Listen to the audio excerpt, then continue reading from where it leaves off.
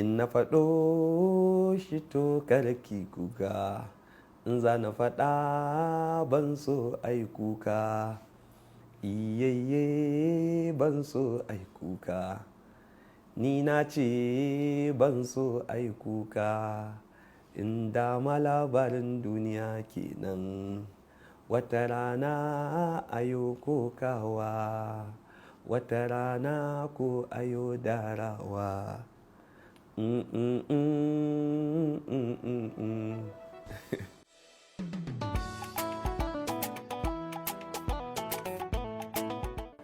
Sunana nazifi Abdulsalam Yusuf, wanda aka fi sani da nazifi asnanic. Ko ba komai na san wasu za su ce menene asnanic. Asnanic na san wasu da yawa sun san menene asnanic, wasu kuma ba su sani ba. Asnanic kuma suna ne da na kirkire shi da karan kaina, suna ne da na babana da kuma na kanwata na haɗe su suka ba da wannan suna na asnanic. Wanda ya sani ya daɗe na ji zai iya fassara wannan sunan. Sannan ni haifaffen Nigeria ne, an haife ni a garin Kano a wata unguwa da ake ce mata Dilmin Iya, Kano Municipal. A nan ne karatuna na firamare da Islamiyya. Daga nan kuma na je Junior Secondary School Warure, na je Rumfa College a nan na yi secondary, sannan na je FCE Kano. Akwai a field ɗina akwai abubuwan da na yi a kai, misali a ɓangaren waka akwai makarantar da na je na ɗan yi certificate, a ɓangaren producing film akwai inda nan ma na je na yi diploma. Haka dai an ɗan tattaɓa karatu, daga nan kuma aka tsundumo cikin masana'anta ta shirya fina-finai da wake-wake, inda na tsinci kaina a mai shirya fim, kuma sannan ina ɗan yin kirinki, ina ɗan ba da umarni, amma inda na fi ƙarfi shine waka.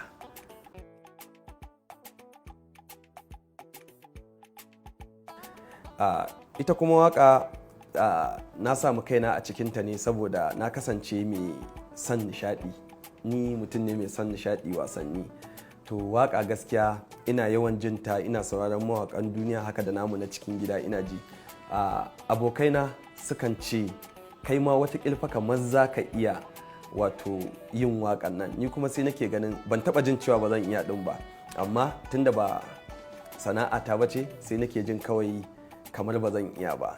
To amma Allah da ikonsa kawai sai wata rana na dan haɗa 'yan kuɗaɗe na ɗauka na je studio na biya kuɗi na rubuta waƙata. Na zuwa na biya kuɗi aka buga min kiɗa, ba zan taɓa manta ba.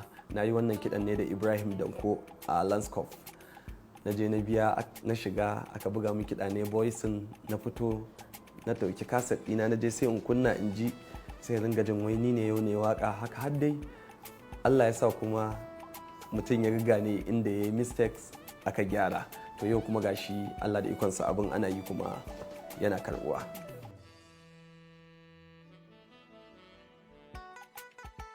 To abin da ya fi sa mini farin ciki ni gaskiya ba wani abu da zan ji ina farin ciki illa ka iyaka in ga masoyina. In na ga masoyina gaskiya farin ciki na yana daɗuwa akan duk wani farin ciki da nake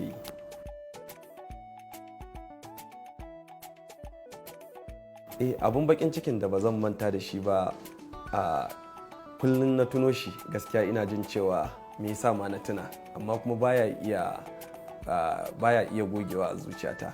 Akwai wani wanda na yadda da shi kusan ba zan kira shi abokina ba, don abokina ne ya haɗa ni da shi a Saudi Arabia. Bayan mun gaisa muka yi exchanging number, ashe shi yadda na ɗauke shi ba haka ya ɗauka ba, yana da wata manufa da yake so ya cimma. So bayan mun dawo Najeriya ya amfani da wannan damar muka yi wasu maganganu, ya nuna maso yake in taimaka mishi. Bayan mun haɗu kuma ya cuce mu, ya ɗan sa mana wani ƙwaya a cikin abin sha muka sha, muka kwanta ba mu san inda muke bai, ɗaukan mana mota da wayoyinmu da laptops ya tafi da su. So gaskiya irin mutanen da za ka zo ka ce ka aminta da su kuma su ba haka bane, to wannan mutanen gaskiya in suka yi ma abu kakan ji bakin ciki sosai, kuma bana iya manta da wannan.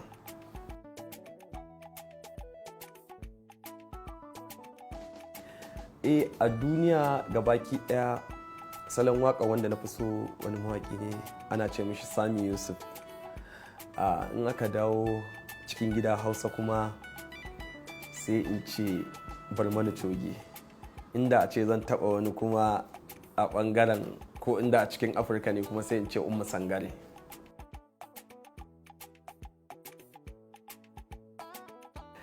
Na'am, a cikin waƙoƙi na siyasa akwai waƙar da bana manta da ita.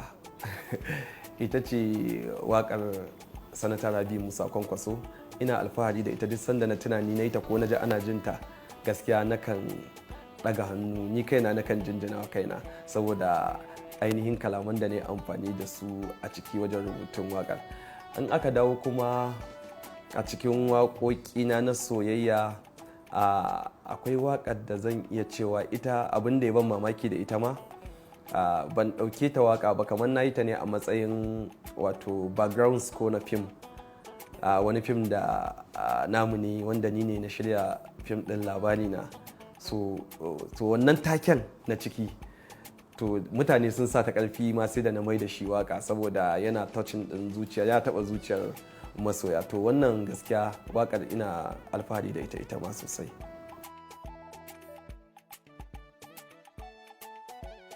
Tambayar da aka fi min gaskiya ita ce wadda yanzu kuma abokina ya karɓe ta. A kusan duk lokacin da na haɗu da masoya sukan ce min kayi wa Amina waƙa, kai wa Fati, kai wa Maryam waƙa. So yawanci wannan tambayar ita ta fi min yawa. Daga na haɗu da mutum inda fan ya ne zai ce min ya ba kai mai sunan mu waka ba, ya ba kai mai sunan mu waka ba.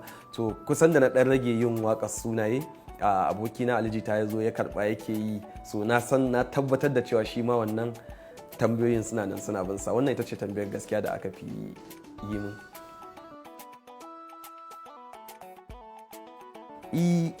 A harkar waka aini sai dai in ce manyan abokai gaskiya, saboda a fagen waka ni duk wanda ya sani a fagen waka zai ga can baya na yi rayuwa da an sani da Mahmud na gudu sosai a wancan karan da muka tashi muna yin waka. Zuwa yanzu kuma duk wanda ya sani zai ga ya sani tare da Alijita. So ni kowa ma zan iya cewa aboki ne saboda ba ni da abokin faɗa gaskiya a harkar waka, kowa abokina ne.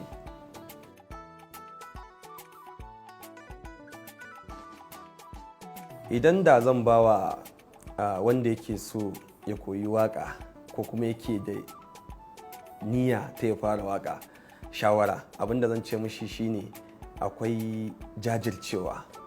Wato ka jajirce akan abin da kake, kuma me shi ba waka ba, ka dage akan abin da kake yi, sannan ya zama baka da tsoro, saboda ita waka wata baiwa ce da Allah yake ba mutum wadda zaka iya faɗan magana daga nan ta je inda duk baka zato, kuma za ta je kunnan waɗanda baka taɓa zaton za ta je ba.